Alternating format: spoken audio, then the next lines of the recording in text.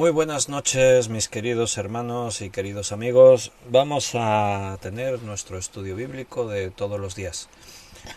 Desde hace ya mucho tiempo tenemos una buena costumbre y es reunirnos a través de internet cada día, más o menos a esta hora, a las 9, para abrir la escritura y juntos tratar de escudriñarla, de profundizar en ella, estudiar. Hoy vamos a continuar con la serie Personajes de la Biblia, donde estábamos estudiando uno de los personajes del Nuevo Testamento, que sin ser de los más conocidos, sí que estamos aprendiendo muchas cosas porque, bueno, es palabra de Dios. Estamos estudiando a Silvano, o como también se le conoce por su nombre más abreviado, Silas. Y hemos visto ya algunos puntos sobre Silas. Vimos que era un hombre principal, era uno de los principales en la iglesia. También vimos que era profeta y que era predicador. Así que hoy vamos a ver el punto número 4 acerca de este personaje. Aprendemos de estos personajes en sus debilidades, en sus virtudes, en cómo Dios trataba con ellos. Porque, como dice la Escritura, eran hombres como tú y como yo, personas así con pasiones semejantes a las nuestras. No eran distintos, aunque la distancia los podamos mitificar y ver así como extraordinarios, pero ellos no pensaban de sí mismos de esa manera. Bien, vamos a hacer una oración y así nos ponemos en las manos del Señor. Gracias, Padre, por esta oportunidad que nos das ahora al reunirnos en tu nombre para poder estudiar tu palabra. Queremos escuchar tu voz y abrimos las Escrituras con intención, con propósito. No queremos endurecer nuestro corazón y queremos, Señor, que tú estés ahí obrando y tratando con nosotros. Por eso, Padre, danos sabiduría, ayúdanos a entender todo y muchas gracias. Te lo pedimos en el nombre de nuestro Señor Jesucristo. Amén. Bien, mis queridos hermanos, vamos a estudiar la palabra del Señor. Estamos estudiando, como dije, dentro de personajes de la Biblia, a Silas, que fue un compañero del apóstol Pablo. Y antes de que nos pongamos a ver el punto número 4, voy a mirar en el chat en directo. Y José Luis Calvo ha escrito el primero: buenas noches, querida familia en Cristo Jesús, bendiciones iglesia, dice José Luis. Y Fernando Chala dice: bendiciones, amados hermanos. Ana Karina, buenas tardes, Pastor Víctor y hermanos, Dios los bendiga, un fuerte abrazo para todos. Ana Rita dice: muchas bendiciones para todos. Juan Bermudo, buenas noches, Víctor y mis demás amados hermanos, que la gracia y la paz de nuestro Señor Jesús estén en vuestros corazones.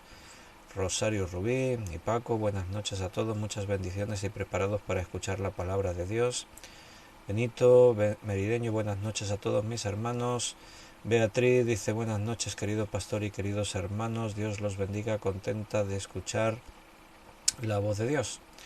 Y Miguel Torres dice: Dios lo bendiga, amado pastor Víctor y hermanos en Cristo Jesús, Señor nuestro, siempre es una bendición escuchar la enseñanza de la palabra de Dios. Gracias, pastor Víctor, estaremos orando que Dios siga usando su visa para bendición de muchos. Un abrazo desde Perú. Muy bien, espero que no se refiera Miguel Torres a mi tarjeta de crédito. Es broma, dice usando su visa.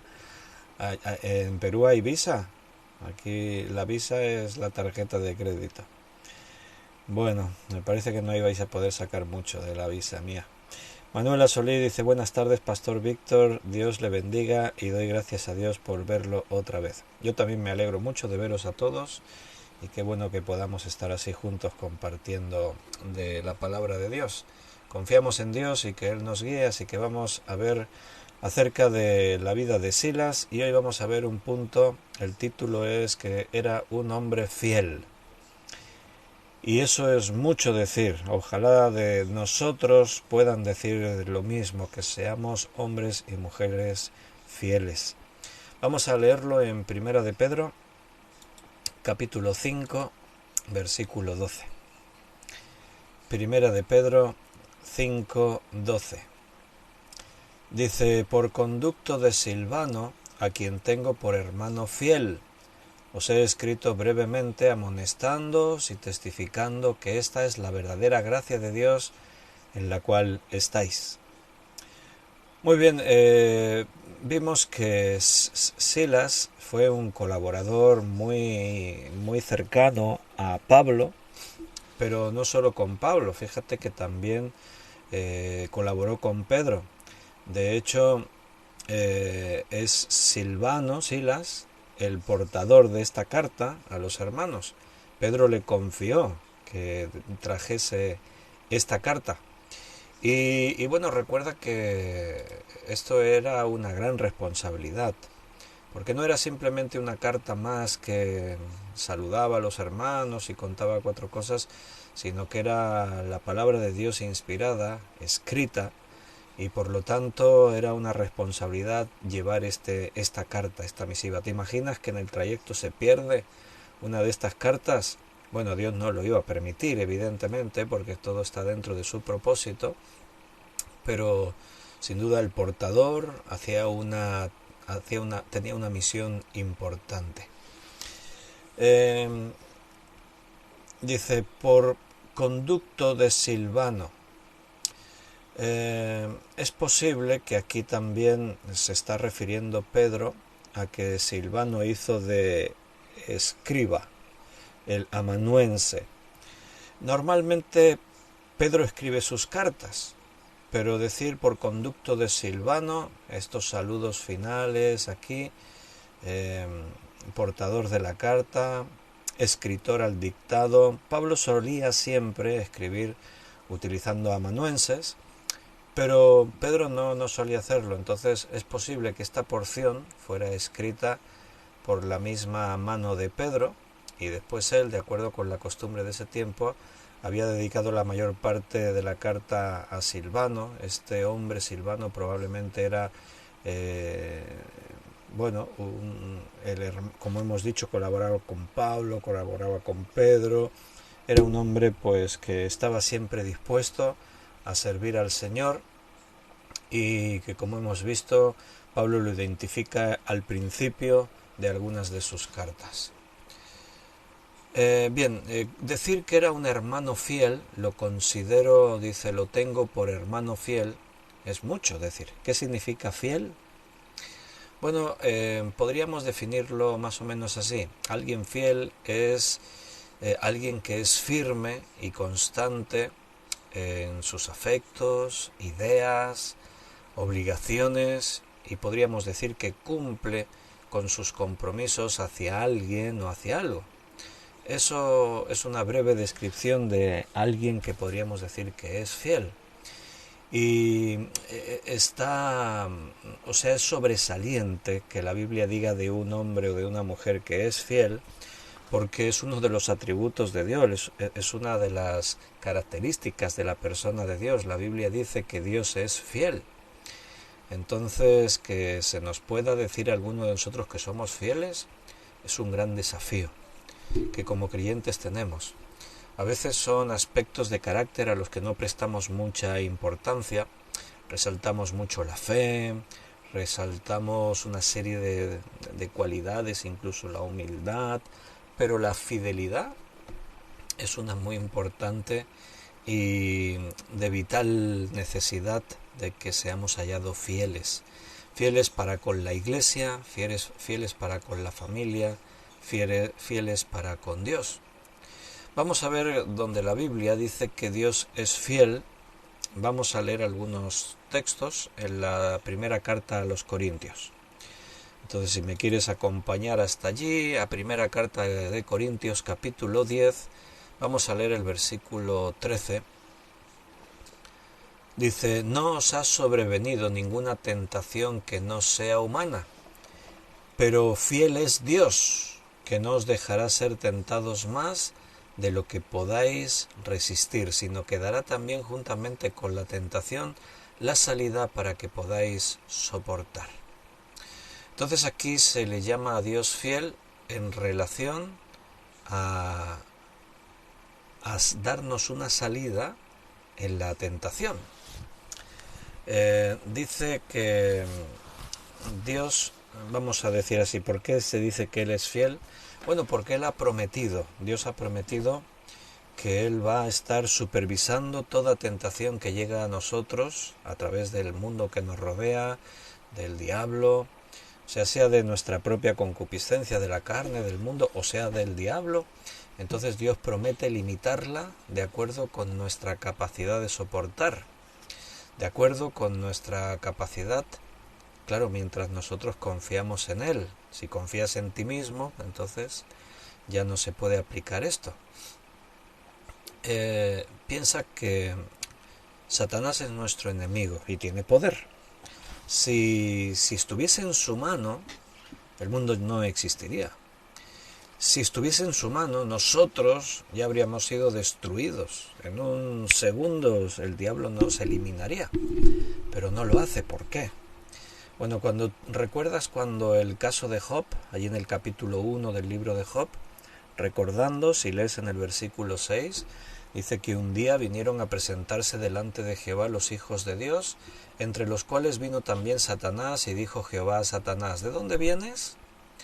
O sea, quiero que notes que Jehová, o sea, Dios es el que toma la iniciativa. No es Satanás que está tentando a Dios, no. Dios toma la iniciativa. Y le pregunta a Satanás, ¿de dónde vienes? Y respondiendo Satanás a Jehová dijo, de rodear la tierra y de andar por ella. Así que quiero que te des cuenta que Satanás tiene que darle cuenta a Dios de las cosas que hace.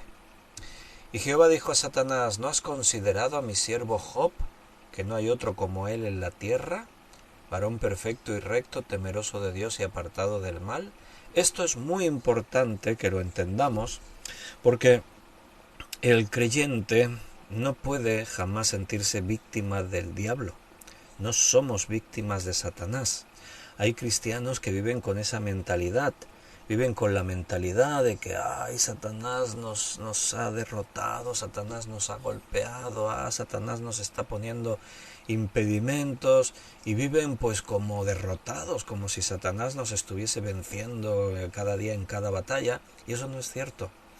El reino de Dios es de Dios, la iglesia es de Jesucristo, nosotros somos iglesia, le pertenecemos al Señor.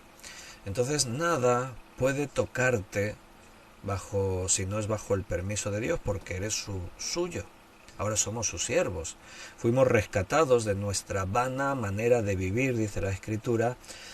Dios nos rescató de la esclavitud del pecado y de la muerte, y ahora nos ha hecho sus hijos. Y como somos posesión suya, ¿qué crees? ¿Que Satanás tiene poder? Ni siquiera se atreve a venir a tocar nada que está en la mano de Dios. Entonces es muy importante siempre en la vida de Job ver que sí es Satanás quien le está tocando, pero Job no es una víctima en las manos de Satanás, es Dios quien toma la iniciativa, porque Dios tiene un propósito, Él tiene un plan. ¿Cuál es su plan? Cuando estudias el libro de Job te das cuenta que hay detalles que nosotros ignoramos, que no sabemos, pero Job tenía temor, Job vivía una vida alejada de Dios. Ahí dice que era un varón recto, perfecto, que temía a Dios, pero le faltaba mucho, porque después Job va a decir, antes de oídas te conocía, pero ahora mis ojos te ven. Y Job habla de los temores que antes le perseguían, o sea que hay muchas cosas que desconocemos y que debían ser cambiadas en la vida de Job, y porque Dios le ama, Dios preparó todo para cambiar esa vida. Yo sé que dicho todo esto así, dices, uy, sí, pero perdió sus hijos, perdió sus siervos, perdió sus propiedades, perdió su salud, se quedó totalmente solo. Hermanos, ya lo sé, la vida a veces nos trae duros golpes, pero todo se ve diferente si entiendes que detrás de las cosas que nos ocurren en esta vida, Dios está al mando, Dios tiene control, Dios sabe todas las cosas. ¿Verdad que es diferente? Bien, entonces dice que respondiendo Satanás a Jehová, dijo, ¿acaso teme Job a Dios de balde? ¿No le has cercado alrededor de él y a su casa y todo lo que tiene? Al trabajo de sus manos has dado bendición, por tanto sus bienes han aumentado sobre la tierra. Pero extiende ahora tu mano y toca todo lo que tiene, y verás si no blasfema contra ti en tu misma presencia. Dijo Jehová a Satanás, he aquí todo lo que tiene está en tu mano, solamente no pongas tu mano sobre él. Y salió Satanás de delante de Jehová. Bien, si si Satanás pudiese, en un instante nos destruiría, porque somos sus enemigos, pero no lo hace. ¿Por qué? Porque Dios es fiel y Él ha prometido cosas en nuestras vidas. Él es nuestro Padre y Él siempre cumplirá sus propósitos delante de nosotros. A Pedro Satanás lo habría destruido si hubiese podido, pero solo pudo influenciar en él en sus pensamientos. Lucas 22:31.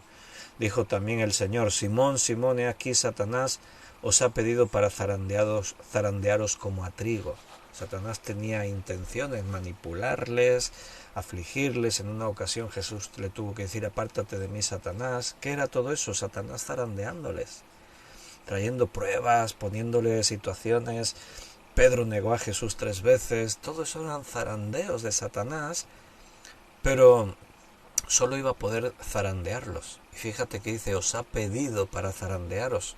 Satanás no decide: voy a zarandear a los cristianos. Ahí los hermanos que estáis conectados. Satanás no puede decir: voy a zarandear a Manuela, voy a zarandear a Miguel, voy a zarandear a Juan Bermudo, No puede. Tiene que tener el permiso del Señor. Eso te tiene que mantener tranquilo, porque Dios es fiel. Dios no permitirá que el diablo te destruya, porque eres su hijo y porque Dios tiene propósitos. Así que a veces los padres que tratamos con nuestros hijos tenemos que ceder en algunas cosas, dejar que nuestros hijos experimenten. Es el ejemplo que ponemos muchas veces, ¿no? Cuando tienes la estufa encendida y le adviertes a tu hijo: hijo, no toques eso porque te quemarás. Pero tú ves a tu hijo que está ahí, es pequeñito y está ahí pensando: ¿por qué no puedo tocarlo? Eso de que me quemaré. Y tú ves que tiene la intención y tú lo podrías impedir, podrías coger a tu hijo, pero como es algo controlado, tú piensas: mira, voy a dejar que toque un poco y que se queme para que aprenda. Y de pronto el hijo va y pone su mano en la estufa y se quema y se pone a llorar. Bueno, no era muy grave, la estufa tampoco estaba ahí tan caliente, era una situación controlada. ¿Qué querías enseñarle? Que tiene que confiar en ti, que cuando tú le dices a tu hijo no a eso, él tiene que aprender que se lo estás diciendo por algo, simplemente no es tu capricho, hay una buena razón detrás. Entonces Dios a veces cede situaciones en nuestra vida o usa las propias situaciones de esta vida para darnos lecciones y para que podamos aprender, pero todo eso forma parte de su fidelidad, porque Él ha prometido que estará con nosotros siempre. Él ha prometido que va a ser nuestro Padre, y todo eso implica el hecho de que Él cumpla todo lo que ha prometido. Eso es fidelidad. Dios a veces nos aleja de las cosas que no podemos manejar. Por eso dice ahí que no nos ha sobrevenido ninguna tentación que no podamos manejar nosotros mismos, sino que Dios es fiel. O sea, Dios nos va a dar una salida juntamente con la tentación. Él no dejará que seamos tentados más de lo que podemos resistir. Y hermanos, eso también nos da una lección muy grande. Quiere decir que cuando ahora, como hijos de Dios, caemos en un pecado, ya no es porque no tenemos opción. Ahora, como hijos, todo está bajo control. Y si la tentación llegó a nuestra vida, podríamos haberla resistido, porque ahora ya tenemos el Espíritu Santo. Ahora ya no andamos conforme a la carne, sino conforme al Espíritu. Quiere decir que si pecamos, lo único que podemos hacer es pedirle perdón al Señor, y no intente justificarte, porque no tenemos justificación. Porque la salida existía. Dios no miente. Y si lo dice ahí, siempre existe la salida. Yo sé que algunos van a decir: ay, sí, pero es que, ¿y por qué me pasa que a veces no puedo resistir a la tentación? Bueno, es porque a veces nos conformamos, cedemos, a veces nos engañamos a nosotros mismos pensando que no podemos luchar contra la tentación. No, eso era antes, en la vieja vida. Ahora sí podemos. Ahora tenemos la fuerza. Cuando dice ahí que da juntamente con la tentación la salida, Dios ha prometido no solo limitar nuestra tentación, cuando Él ha dicho ahí, no os dejará ser tentados más de lo que podéis resistir, o sea, Dios ha prometido limitar la tentación, pero además ha prometido proveer una salida. Cuando seas tentado, deberías mirar a ver dónde está la salida. En lugar de decir, ay, es que no puedo luchar con la tentación, lo más fácil es me dejo llevar. Claro, en un río lo más fácil es dejarte llevar por la corriente. Ir contra corriente te requiere un esfuerzo, pero tienes la fuerza para luchar contra esa corriente. Dios te da la fuerza. Entonces, dos cosas aquí que tienen que ver con la fidelidad de Dios.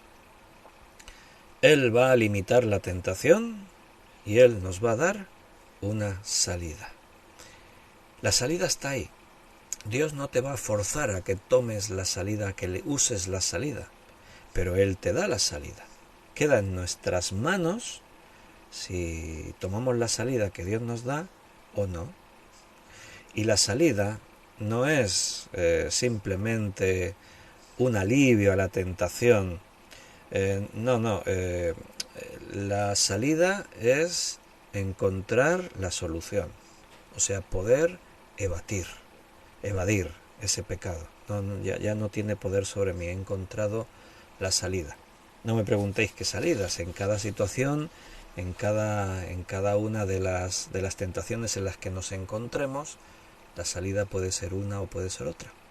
Pero tómate ese derecho, cuando seas tentado, a pararte. Antes de dar por sentado que si estás tentado vas a ceder, antes de eso, detente y mira a ver dónde encuentras la salida. Porque la salida está.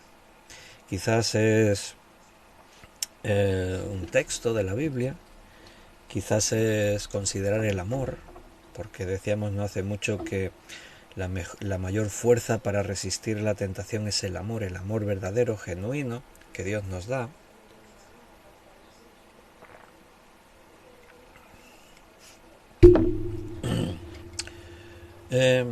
La palabra salida, algunos maestros que conocen bien el griego dicen que esa palabra en este sentido está hablando algo así como cuando un ejército estaba rodeado por el enemigo, pero de pronto encontraban un escape seguro. Estaban rodeados por los enemigos, pero de pronto había un paso en la montaña por el que podían escapar. ¿Qué quiere decir eso? Que la salida tampoco es que sea algo muy fácil. Es una salida, pero a veces las salidas son estrechas, son dificultosas. A veces las salidas requieren de que tengas que escalar, tengas que trepar, tengas que arrastrarte, O sea, estoy diciendo esto porque no quiero engañarte, la Biblia no nos engaña. No es que tampoco te imagines, no estoy siendo tentado, ¿dónde está la salida? Aquí ya está, y me voy. La salida está. Resistir a la tentación requiere esfuerzo, pero tienes en tu mano. Convéncete de esto, no te dejes engañar por ti mismo ni por el diablo pensando de que no puedes luchar contra la tentación. Ya no somos esclavos del pecado, ese es el argumento de diferentes escritores del Nuevo Testamento, como que ya no somos esclavos del pecado. No peques, no te dejes arrastrar por él, no vivas como un esclavo. La salida no nos lleva a un lugar donde escapamos de toda tentación, solo es en este caso. En otro caso busca otra vez la salida. O sea, no estamos ahí mostrando una serie de parámetros que ya lo aplicas una vez y que ya tenemos que ser constantes, tener perseverancia. Aquí se nos está recordando que ser tentado no es pecado. Pecar es si cedes a la tentación, y entonces tú tienes que soportar la tentación, porque Dios no te va a dejar ser tentado más de lo que puedas soportar y te va a dar la salida. Y lo hace porque Él es fiel. No digas es que sucumbí a la tentación porque Dios no me dio la salida, no, Él siempre te lo va a dar, porque Él es fiel.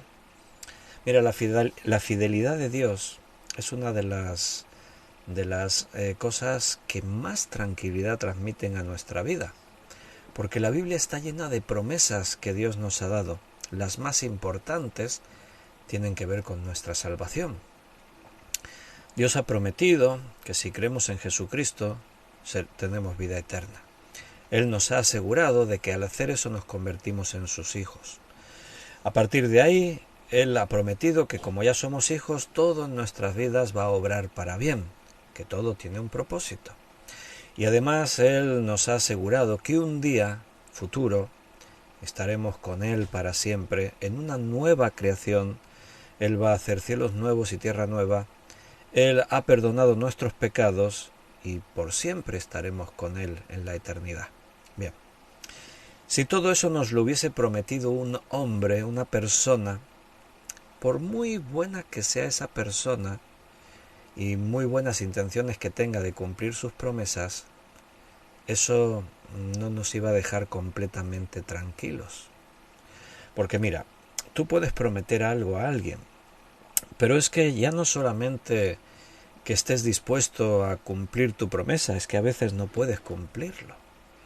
Si yo os prometo, mira, algunos de los hermanos que estáis conectados ahí de otros países, a Manuela, a Miguel, a Ana Karina, si yo os prometo y digo, mira, el mes que viene voy a visitaros en vuestro país. Yo podría decir, me gustaría ir, pero no puedo prometerlo porque ni siquiera está en mi mano. No sé si puedo, no puedo.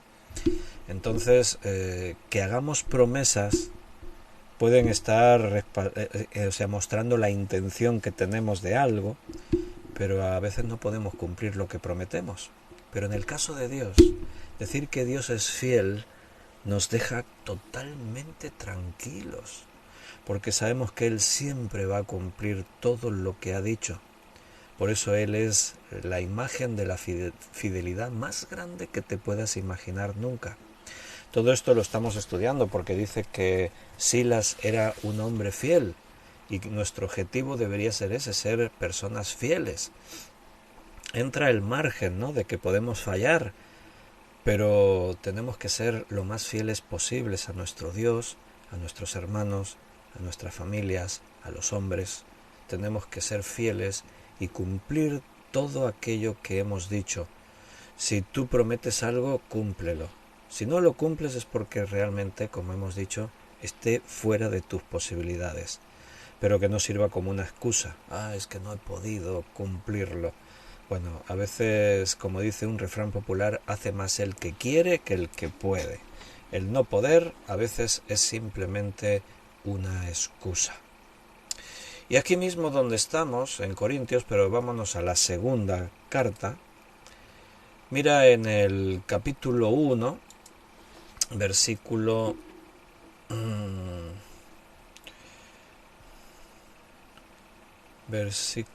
18. Segunda de Corintios 1, 18. Mas como Dios es fiel, nuestra palabra a vosotros no es sí y no. Bien, aquí el apóstol Pablo vuelve a utilizar el argumento de que Dios es fiel. Pablo está escribiendo a los corintios, les está diciendo cosas, les está enseñando, les está prometiendo, pero no lo hace en su nombre. Está hablando en el nombre del Señor porque, bueno, él es consciente que está escribiendo lo que Dios quiere que los hermanos escuchen. Entonces, Pablo puede decir que como Dios es fiel, así fuimos fieles en lo que dijimos. Nuestra palabra a vosotros no es sí y no. Pablo era un hombre íntegro y fiel también, no solo Silas. Y él puede hablar con una seguridad a la hora de decir, mira, yo voy a hacer lo que os he dicho, mira la palabra que yo os he dado, mira, ¿por qué? Porque no está haciendo las cosas en su nombre, las hace en el nombre del Señor. Por eso dice más, como Dios es fiel, nosotros podemos. Como estamos en las manos de Dios, y Dios va a cumplir todo lo que Él ha dicho, entonces yo estoy tranquilo. Mira, yo soy pastor de la iglesia y yo a veces me puedo desesperar porque no puedo llegar a todos los asuntos, atender todos los problemas. A veces tengo un gran pesar porque sé que hay hermanos que están en situaciones, en dificultades, con problemas, y mis días son de 24 horas. Y tengo las cosas propias de la vida, tengo que dormir, tengo que atender obligaciones, tengo que mi propia familia, mis propios asuntos. Y a veces me gustaría poder dividirme en 12, poder tener días de 48 horas, poder llegar a todo lo que las necesidades que yo veo, pero no puedo. Y tengo que aceptar y asumir que soy un hombre y tengo mis límites. Incluso a la hora de tratar un problema no tengo las soluciones en mis manos a según qué problemas. Pero mi descanso y mi tranquilidad es saber que Dios es fiel. Entonces yo solo soy un instrumento en sus manos. Donde yo no llego, Dios sí llega. Si yo tengo que hacer algo, podré porque Dios me va a respaldar. ¿Entiendes? Por eso Pablo dice más, como Dios es fiel, de la manera que Dios es veraz en sus promesas, así Él nos ha enseñado a ser veraces en las nuestras. O sea, yo tengo que imitar a Dios y ser fiel, pero además confío en que Él es fiel. Mi vida está en sus manos. Cuando dice ahí nuestra palabra vosotros no es sí y no. O sea, Pablo no dijo sí para dar a entender un no. O no dijo no para dar a entender un sí, de la forma que lo acusaban los corintios cristianos.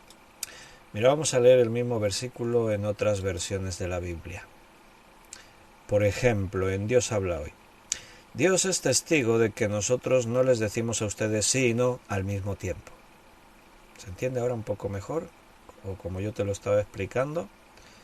O sea, lo que Pablo no quiere confundirlos. Te leo otra versión en un lenguaje más actual.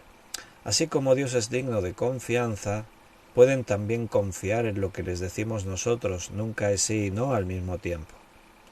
No te vamos a confundir. Te diremos lo que es. Si es sí, es sí. Si es no, pero no te vamos a decir sí y no a la misma vez, ¿no? Y todo eso, recuerda, viene detrás de decir Pablo que Dios es fiel. Y si Dios es fiel, podemos apoyarnos en eso. Entonces, por lo tanto, si un rasgo importantísimo de la personalidad de Dios es su fidelidad, nosotros que somos sus siervos, tenemos que aprender a ser fieles. Tenemos que esforzarnos a ser fieles. Fiel en el griego es la palabra pistos, que literalmente significaría algo así como digno de confianza. Hermano,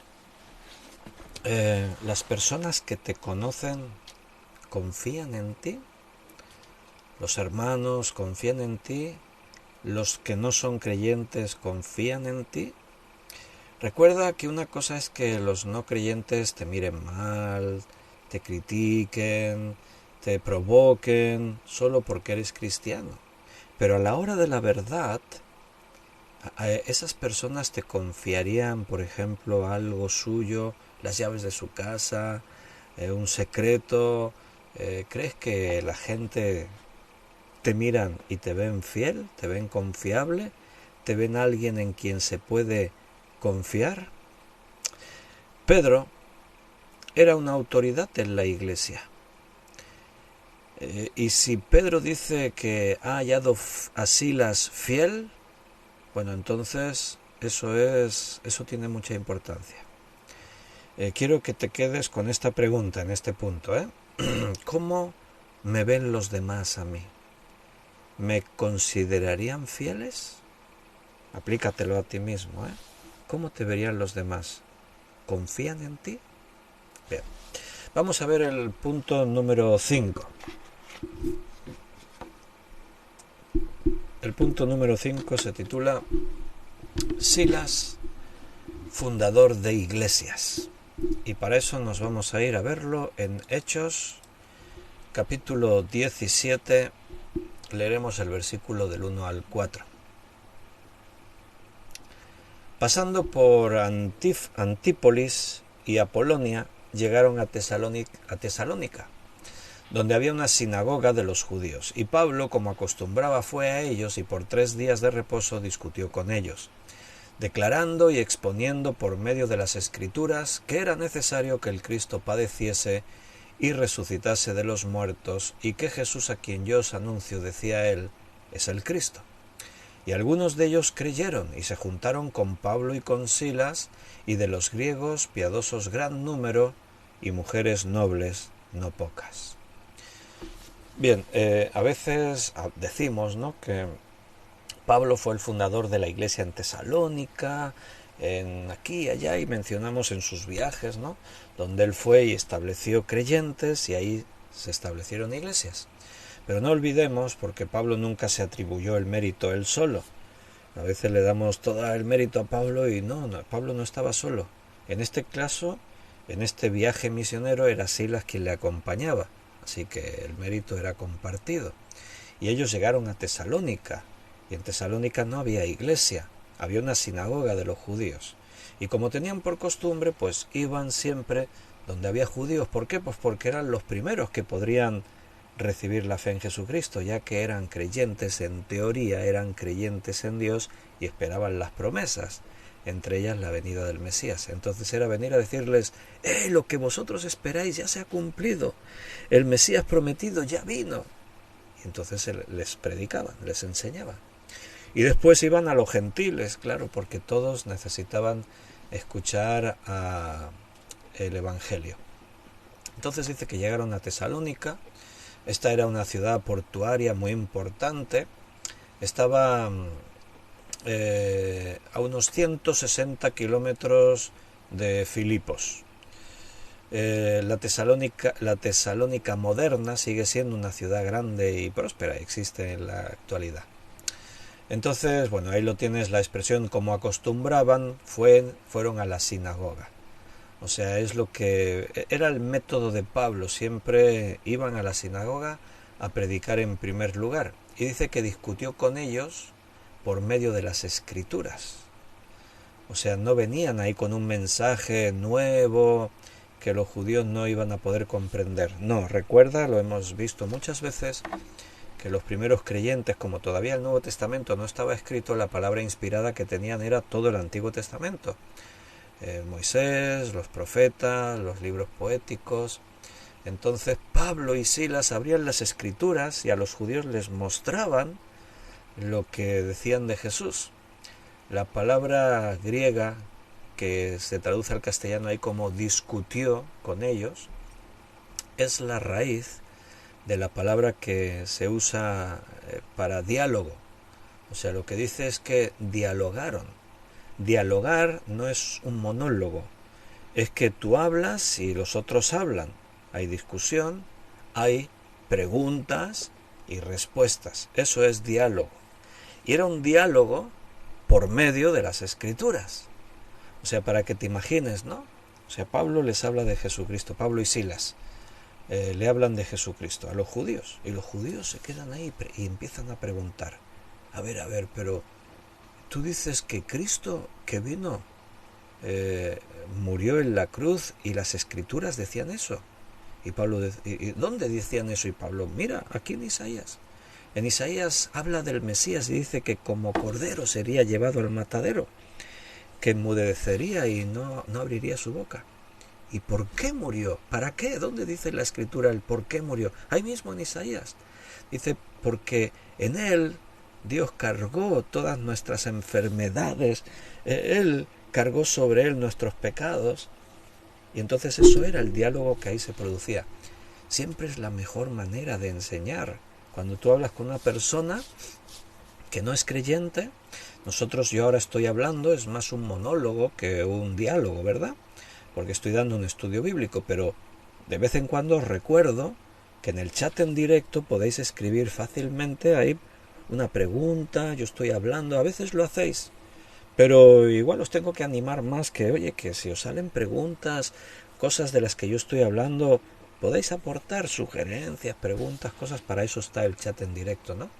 Y yo pues me siento bendecido también de que estáis ahí y podéis escribir. Entonces, claro, cuando tú hablas con alguien y se produce el diálogo, eso es muy bueno. ¿Por qué? Yo puedo hablar y confío en el Espíritu Santo que a cada uno el Espíritu le hable según las necesidades. Eso es así y lo creemos. Pero cuando tú hablas con alguien y él te manifiesta sus inquietudes, sus preguntas, es como coger el bisturí y ir exactamente donde está el problema. Si te preguntan, tú ves dónde está la inquietud de esa persona y entonces puedes responderle. Sobre todo cuando hablamos con personas no creyentes, claro.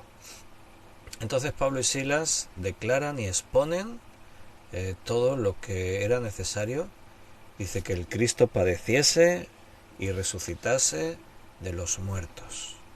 Y lo hicieron con argumentos, no solamente una idea vaga, oscura y que ellos no podían entender. No, ahí les enseñan con la Biblia, con la palabra de Dios. Pablo es un gran erudito y conocedor de las Escrituras, pero recuerda que no está solo. Ahí dice, se juntaron con Pablo y Silas. Algunos creyeron y se juntaron con ellos. Ahí se estaba formando una nueva iglesia en esta ciudad de Tesalónica, donde todavía no había iglesia. Aquí se hace énfasis en Jesús. ¿Recuerdas que dijimos hace poco que toda predicación tiene que tener como centro Jesús? Jesús, a quien yo os anuncio, decía él, es el Cristo. Ahí está al final del versículo 3. Jesús es el Cristo. Y el Cristo era necesario que padeciese y resucitase de los muertos. El hecho que dice ahí en el versículo 4, y algunos de ellos creyeron, no todos creyeron, es triste que a los suyos vino y los suyos no le recibieron. Qué pena, ¿verdad? Personas que tienen un conocimiento bíblico, que pretenden conocer a Dios y ser hijos de Dios, que han experimentado a Dios, como dice allí en Hebreos, personas que han degustado la gracia de Dios, que han estado ahí probando en la fe, que han estado participando, gente que ha estado en todo el mundo, pero nunca entregaron sus vidas a Cristo totalmente, nunca nacieron de nuevo. ¿Dónde estaba el prejuicio?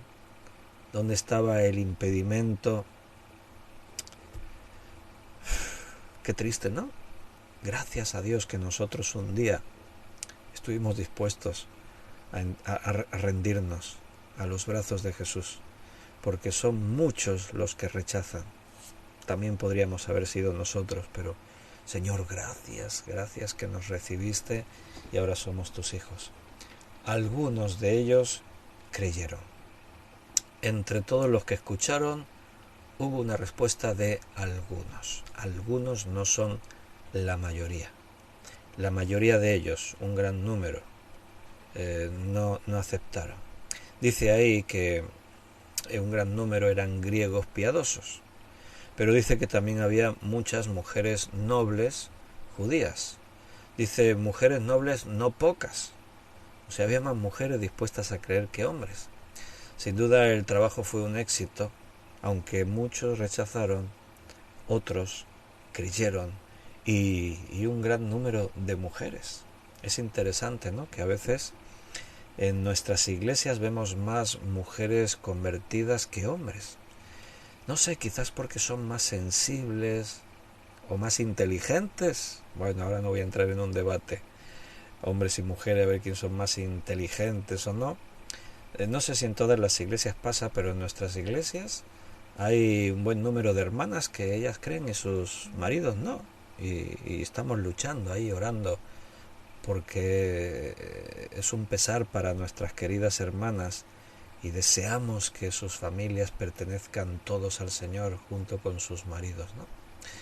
Y algunos de ellos creyeron. Entre los oyentes, pues ahí estaban todas estas personas Y bueno, pues ahí se forma una iglesia en Tesalónica. Así que estamos viendo en este punto que Silas era también un fundador de iglesias juntamente con Pablo. Y, y la predicación, como dice ahí, por 3 días de reposo, discutieron con ellos, estuvieron dialogando con ellos. También déjame que puntualice que nuestra predicación siempre tiene que ser persuasiva. Pablo le decía a Timoteo, insta a tiempo y fuera de tiempo, predica, enseña, redarguye, insta. O sea, no te conformes con una breve conversación con las personas. Para poder fundar una iglesia en un lugar donde no hay creyentes, no es suficiente irte por ahí un día a dar un paseo y hablar con uno o con otro. No, es un arduo trabajo. Hay que esforzarse, hay que pagar un precio, hay que soportar a los que se reirán de ti, a los que te rechazarán, hay que estar dispuestos a ir más allá de la adversidad, de los impedimentos, pero pescar hombres no es fácil. Cuando Jesús comparó la profesión de la pesca con el hecho de evangelizar, bueno, la pesca es un trabajo duro. Es un trabajo que requiere mucho esfuerzo físico. Hoy podríamos hablar de la pesca extrema que se hace en el Mar del Norte, pero estamos hablando de los tiempos de Jesús. Cuando Jesús dijo, venid en pos de mí y yo os haré pescadores de hombres, estaba hablando de la pesca que en ese tiempo se hacía. Y en ese tiempo la pesca era toda manual. Hoy en día los barcos pesqueros disponen de las redes, son recogidas mediante procesos mecánicos, grúas. Entonces sigue siendo un trabajo duro, pero menos duro. Pero en los tiempos de Jesús era un trabajo, echa las redes, recoge las redes, echa las redes, recoge las redes. Ahí ahora han salido unos cuantos peces, vuelve a tirarlas, y eso eran horas y horas y horas. Era un trabajo arduo. Era un trabajo que requería esfuerzo. O sea, los peces no se metían solos en la barca, había que meterlos. Y eso requería estar trabajando duro. Un pescador era una persona fuerte, porque requería de fuerza. Entonces, cuando Jesús comparó la pesca con la evangelización, sin duda estaba mostrando de que llevar almas a Cristo requiere de un gran esfuerzo. No se van a meter en la barca, permíteme la expresión, las personas simplemente porque estés ahí tú y digas 4 cosas. Hay que luchar, hay que argumentar, hay que predicar la palabra, hay que dialogar, hay que discutir y hay que orar muchísimo. Hay que orar muchísimo, pelear la batalla de la fe. Entonces, fíjate que la predicación de ellos persuasiva provocaba reacciones de la gente. Si tú lees un poquito más, el versículo 5 y 6 siguientes, dice, entonces los judíos que no creían, teniendo celos, tomaron consigo a algunos ociosos, hombres malos, y juntando una turba, alborotaron la ciudad y asaltaron la casa de Jasón, procuraban sacarlos al pueblo. Pero no hallándolos, trajeron a Jasón y algunos hermanos ante las autoridades de la ciudad gritando, estos que trastornan al mundo entero también han venido acá. Qué buena acusación si nos acusan de eso a los creyentes, que trastornamos el mundo, en el buen sentido. Trastornaban el mundo porque hacían que las personas cambiasen sus vidas, predicaban y el evangelio provocaba el cambio en las personas. Y los pecadores y los judíos, los religiosos, extremistas estos, pues se sentían amenazados. Estos que trastornan el mundo también han venido aquí, ¿no? O sea que fíjate que no era todo simplemente fundar una iglesia, no era simplemente, qué bonito, llegamos ahí, predicamos, algunos creen, saca la guitarra, vamos a cantar unos coritos. Sí, todo eso es hermoso, pero había oposición, había lucha, había enemigos que estaban dispuestos a hacer lo que fuese hasta atentar contra sus vidas para tratar de impedir que la obra de Dios se llevase a cabo. Bien, hoy en día quizás la expresión fundador de iglesias que estamos atribuyéndole a Silas no es la expresión más común que utilizamos. ¿Cuál sería la expresión? ¿Cuál creéis que sería el ministerio al que estamos haciendo referencia?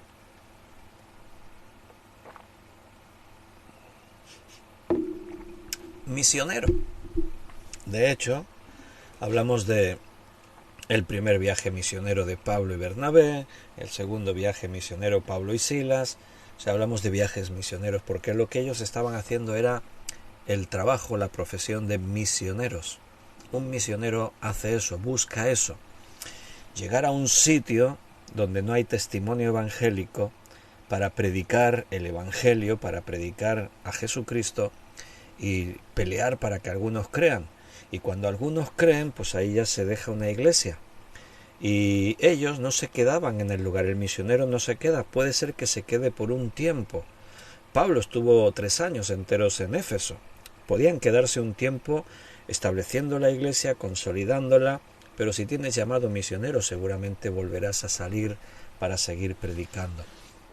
Y recuerda, un misionero no iba a predicar donde a él le gustaba, era el Espíritu Santo quien los guiaba.